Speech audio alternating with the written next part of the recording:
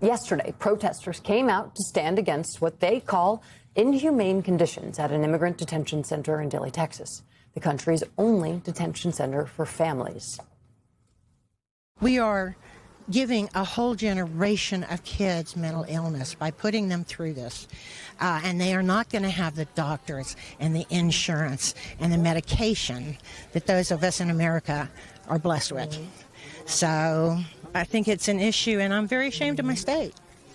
And I want to stand up and let them know that this isn't the way to treat human beings. I did not serve my country to have children in detention camps. As a mental health professional, I know that these kids are suffering with trauma that cannot be erased from their brains. There's no medication that can erase this trauma that they're suffering. According to ProPublica, at least 100 people are still being held at the facility. The Texas Detention Center drew national attention earlier this year after 5-year-old Liam Ramos and his father were briefly detained at the Dilley ICE facility following the Trump administration's immigration crackdown in Minnesota. Yesterday's protests also come after Minnesota officials formally charged an ICE agent with assault over his actions during Operation Metro Surge. With us now is Minnesota's Attorney General Keith Ellison. Attorney General, good to see you this morning. Good to be here. What do you make of these protesters showing up and demanding that the Dilley facility be shut down? They're responding to a moral imperative. They have an expectation that their country would operate justly, fairly, and humanely. And our country's not living up to that right now under the Trump administration. And so people are using their First Amendment rights to demand and insist. And they have every right to do so. And it is deeply rooted in American tradition, going back to Emerson or Thoreau or King or anybody. When we feel that something is morally objectionable, we have the right to go out and say no. And I'm proud of these people, and I'm very, very inspired by their example. Today's Dilley protests are focused on the conditions, really, for children. Right. So this is about clean water, medical care. In the United States, in 2026, in the greatest country in the world, people have to go out on a Sunday, I assume get on buses and get in vans. All that. And demand that the federal government feed, give clean water to, and make sure that they have the right medical care to children, whether they are citizens of this country or not. That seems like it tells us a lot about where we are as a country. Well, so let's look. It's not just that people, the people who run our immigration system are incompetent. There's a point. The point is we're going to punish you and we're going to make you suffer so that you will self-deport and you won't want to come here, and you'll tell your relatives if you go there and you get picked up, they're going to house you in inhumane conditions before you even go back to your main country or while you're awaiting your hearing. So that's the point. It's not just incompetence. There is a political point that's trying to be made, and I think that's deeply, deeply shameful for the people doing that. Attorney General, let me read you this statement from the Dilley facility. ICE defends controversial Dilley detention center. This is a quote. The Dilley facility is a family residential center designed specifically to house family units together in a safe, structured, and appropriate environment. This is from the ICE director. What's important for people to remember is that ICE detains to deport, so detention is not punitive. And Dilley is not a correctional center or anything like that. It's a place where families who have been in the U.S. illegally can get medical care, educational services, recreational opportunities, and essential daily living needs while they await deportation. What in the happy face nonsense is that? I got so scared for a second when you said that. You know, quite honestly, it's just like something out of the novel 1984. It's newspeak. It's saying one thing and doing another. Really, that's written for the American public that expects that we will treat people humanely while they, at the same time, don't do it and essentially punish people.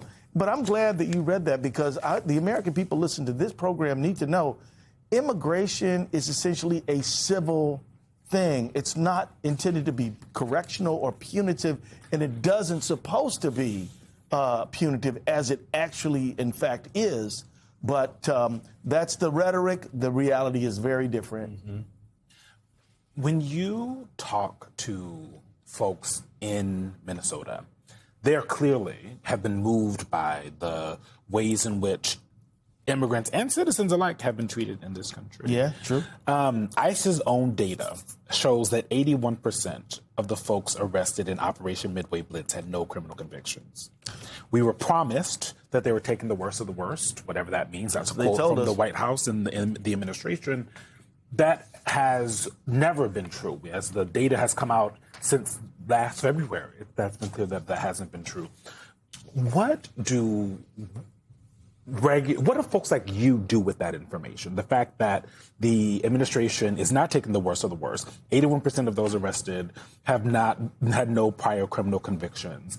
And even the citizens that get picked up, there's no recourse. Right. You can't sue ICE for this. So it falls to people like you to actually do something for these folks. Yeah, that's why we sued the Homeland Security and Kristi Noem over Operation Metro Surge, which was the Minnesota version of Midway Blitz. That's why we sued them, because they were essentially commandeering and they were overreaching on our state authority. And in the midst, they were engaging in racial profiling. They were causing a recession. This is the negative impact as they blanketed our city and state with paramilitaries. Remember, these guys are masked, armed, and and have killed 2 Minnesotans, shot more than that. And so this is quite honestly the stuff of authoritarianism. And people talk about that, but I'm sorry, if you look at what authoritarian countries look like, this one looks very similar to that under the Trump administration, which is why people are going out to protest, which is why people are standing up. In the opening, when we showed the sound of people protesting outside of Dili, sure, more than a couple of people, if I'm remembering right, at least one talked about the trauma being done to children. And when she said that, I immediately thought of the trauma that was done to the people of Minneapolis, right, during Operation Metro Surge. How are the people of Minneapolis and Minnesotans doing now that the attention has shifted elsewhere, now that the cameras are gone, now that the surge has been reduced, but the ICE activity still continues? That's right. Well, what people are doing is they're picking up the pieces. Our governor, Tim Walz, has issued an executive order for a truth and reconciliation. We're going to do some public hearings on what people went through, take some testimony. People will be able to speak out. You all are invited. Let me know. You bet.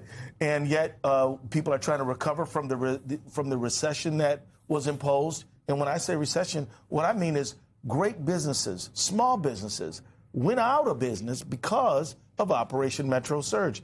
And we're trying to figure out how to save the ones we can, and just think about what we do to help people recover who went out of business. We're trying to get kids back in school. There was a dramatic decrease in school attendance because of Operation Metro Surge. And of course, all of us are thinking about Renee Good, Alex Preddy, who were shot and killed in their city as they were standing up for their neighbors. This has left a scar on all of us. And honestly, Jonathan, this is after the Annunciation tragedies where we had young people killed earlier this summer. My dear friend, Melissa Hortman, shot down and killed in her home.